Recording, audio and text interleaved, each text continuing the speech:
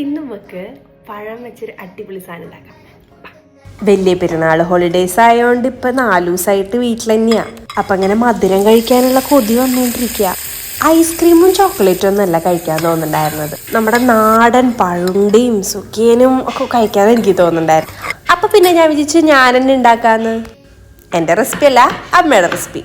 ഞങ്ങൾ 4 മണിക്ക് സ്കൂൾ വിട്ട് വരുമ്പോൾ അമ്മയുടെ കുറച്ച് നുറുക്ക് വിദ്യകളൊക്കെ ഉണ്ട്.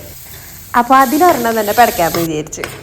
ഇങ്ങനത്തെ മധുരുണ്ടകളൊക്കെ കഴിക്കുമ്പോൾ ഞാനങ്ങ് വീട്ടിലെത്തിയ ഫീലാണ്. പക്ഷെ അമ്മ ഉണ്ടാക്കണ അത്ര ടേസ്റ്റ് ഒന്നും ഇല്ലെങ്കിലും എനിക്ക് കുറച്ച് സമാധാനമൊക്കെ കിട്ടും.